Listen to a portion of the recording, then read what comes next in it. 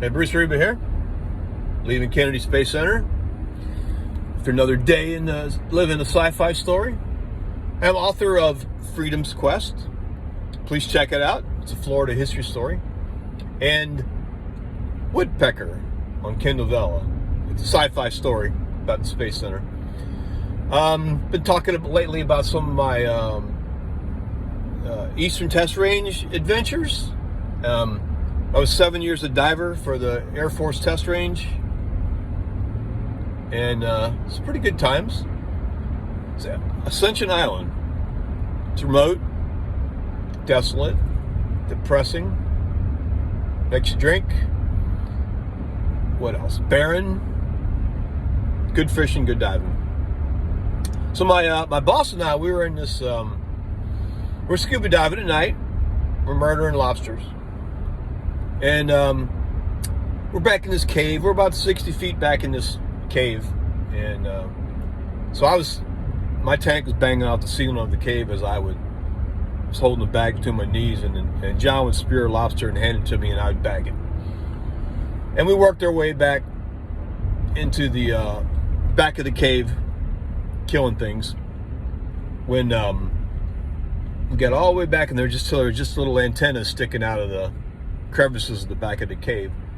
So John sticks his head into one of these crevices, and my flashlight picks up a bristle worm, and they're a white caterpillar looking thing.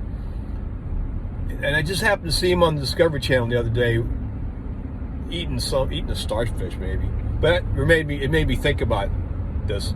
But so they'll sting you pretty good on a sensitive part of your body.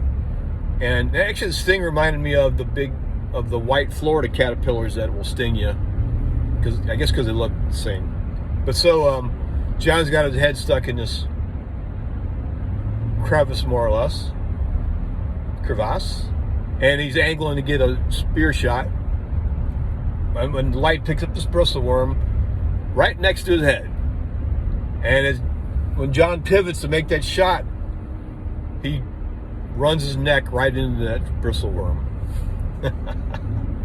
So the funny part is, to me, was in the flashlight, in the light of the darkness,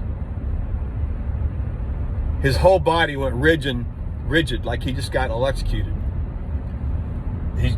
His body went rigid. He started shaking, and bubbles coming out of his mask, like going because it hurt.